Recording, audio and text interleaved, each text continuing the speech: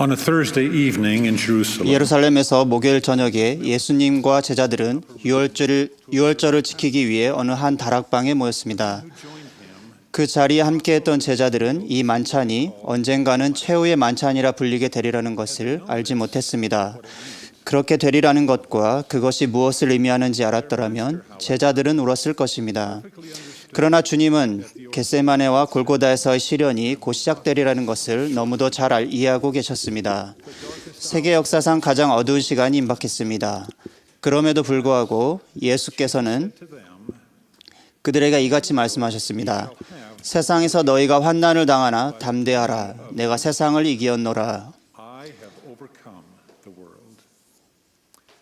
We live today in an era of 오늘날 turbulence. 우리는 주님께서 에녹에게 사악함과 보복의 날이 될 것이라고 예언하셨던 격동과 불확실성의 시대를 살고 있습니다. 환난과 역경의 시기가 닥쳐오겠지만 그럼에도 기뻐하고 즐거워해야 할 이유가 있습니다. 우리는 하나님께서 아들의 재림을 대비하시어 지상에 그분의 교회와 왕국을 회복하신 마지막 경륜의 시대를 살고 있습니다. 보이드 K. 패커 회장님은 손자, 손녀들과 그들이 살아갈 더욱 험난해져갈 세상에 대해 이야기하신 적이 있습니다. 그들은 생애 동안 수많은 사건들이 일어나는 것을 보게 될 것입니다. 그러한 사건들 중에는 그들의 용기와 신앙을 요구하는 것들도 있을 것입니다. 하지만 그들이 기도하는 마음으로 도움과 안내를 구한다면 역경을 극복할 힘을 갖게 될 것입니다. 패커 장로님은 또한 이렇게 덧붙였습니다. 문명의 존립 자체가 달려있는 도덕적 가치가 더욱 빠른 속도로 하강하고 있습니다. 그럼에도 불구하고 저는 미래에 대해 두려워하지 않습니다. 형제자매 여러분, 하나님께서 우리와 함께 하시기 때문에 미래에 대해 두려워하거나 소망과 담대함을 잃고 머뭇거릴 필요가 없습니다. 예수님께서 갈릴리에서 새로 부른 제자들에게 주신 권고의 말씀으로 가장 먼저 기록된 두 마디 말은 두려워 말라입니다. 주님께서는 성역을 베푸시는 동안 여러 차례 그 권고를 주셨습니다. 우리 시대의 성도들에게 구주께서는 이렇게 말씀하셨습니다.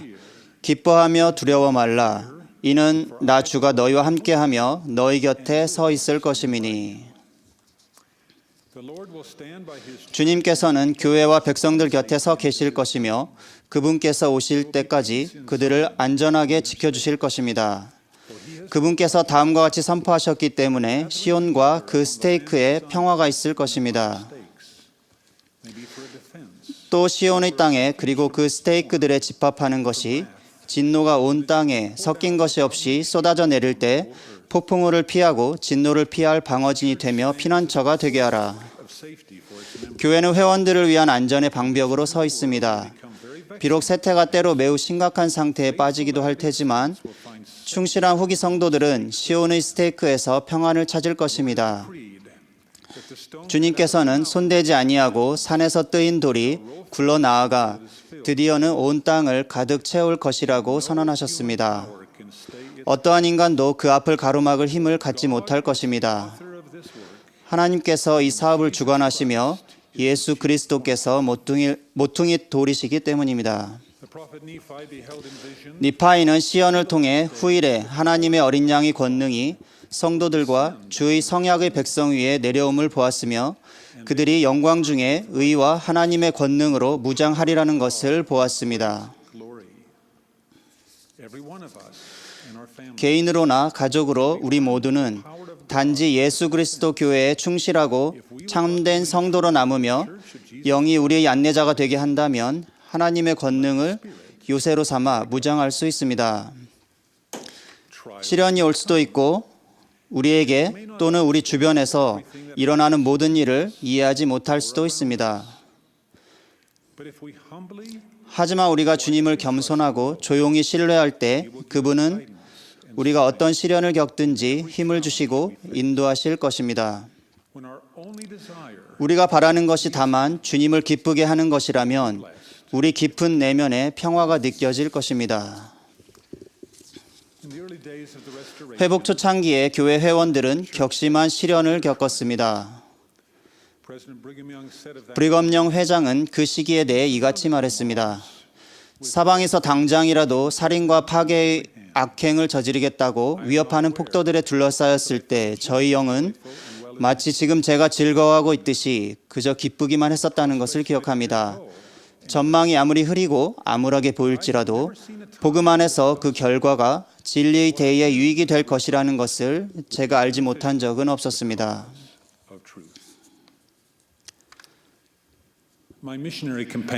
제 선교사 동반자였던 폴은 언제나 유쾌한 친구였습니다. 젊은 아버지가 된 그는 다발성 경화증을 앓았습니다. 그로 인한 시련에도 불구하고 그는 기쁨과 훌륭한 유머 감각으로 다른 사람들을 위해 계속 봉사했습니다. 한 번은 그가 휠체어를 타고 제 사무실에 들어오며 이렇게 말했습니다. 전동 휠체어를 탄 삶이 바야흐로 시작되었다네. 폴이 죽기 몇 년 전에 수백 명이 응원하는 가운데 성화 봉송을 했던 것을 절대 잊지 못할 것입니다. 활활 타오르던 그 불꽃처럼 폴의 신앙은 시간이 지나도 절대 시들지 않았습니다. 브리검영 대학에 다닐 때 여러 청년들과 한 집에서 살았습니다.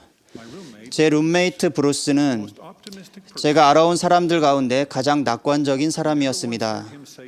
우리는 그가 어떤 사람이나 어떤 상황에 대해 부정적인 말을 하는 것을 들어본 적이 없었으며 그의 곁에만 있으면 항상 기분이 좋아졌습니다. 그의 유쾌함은 구주와 복음에 대한 변치 않는 신뢰로부터 흘러나왔습니다. 어느 추운 겨울날 또 다른 친구인 톰이 대학 캠퍼스를 가로질러 걷고 있었습니다. 아침 7시밖에 안 되어 캠퍼스는 텅 비었으며 어두웠습니다. 차가운 바람을 동반한 채 눈이 펑펑 내리고 있었습니다. 정말 우울한 날씨야 라고 톰은 생각했습니다. 계속 걸어가는데 눈이 내리는 어둠 속에서 누군가의 노랫소리가 들렸습니다.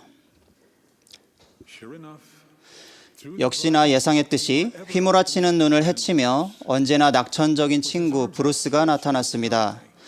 팔을 하늘로 뻗은 채 브로드웨이 뮤지컬 오클라호마에 나오는 노래 한 소절을 불렀습니다. 오 아름다운 아침, 오 아름다운 날, 내 마음 가득한 아름다운 느낌, 오늘 하루 모든 일 잘 되리. 그 이후로 그 짙은 눈보라 속에서 들린 밝은 목소리가 제게는 신앙과 희망의 참된 정수를 상징하는 상징이 되었습니다. 어두워져가는 세상에서도 우리 후기 성도는 하늘의 힘이 하나님의 교회와 그 백성들과 함께 한다는 것을 알기에 기쁨의 노래를 부를 수 있습니다. 우리는 아름다운 아침 하나님의 아들께서 동쪽에서 나타나셔서 지상을 다시 다스리실 복천년의 새벽이 오리라는 것을 확신하며 기뻐할 수도 있습니다. 세계 역사에서 아름다웠던 두 아침에 대해 또한 말씀드리겠습니다. 1820년 어느 아름답고 화창한 봄날 아침에 뉴욕주 팔마이라에서 조셉 스미스란 한 어린 소년이 숲속으로 들어가 무릎을 꿇고 기도로 간구했습니다. 그 기도에 대한 응답으로 아버지와 아들께서 나타나셨고 이 지상에는 때가 찬 경륜의 시대와 예수 그리스도 교회의 회복이 시작되었습니다.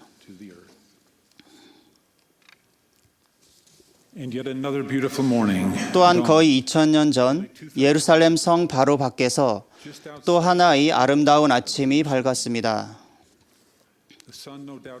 그 부활절 아침에 태양은 더욱 환한 빛을 비췄을 것임에 틀림없습니다. 몇 명의 여인들이 십자가에 달려 돌아가신 주님의 몸에 향유를 붓기 위해 동산 무덤으로 찾아왔습니다. 두 천사가 그들을 만나 이렇게 말했습니다. 어찌하여 살아있는 자를 죽은 자 가운데서 찾느냐? 여기 계시지 않고 살아나셨느니라.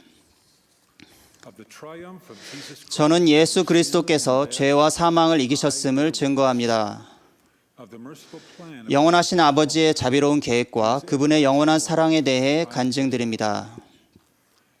as we rise up each morning 매일 아침 잠자리에서 일어나 신앙으로 하늘을 보며 and say, "Oh, 오 아름다운 아침이라 외칩시다. I pray in the 예수 그리스도 이름으로 간구합니다. Amen." 아멘.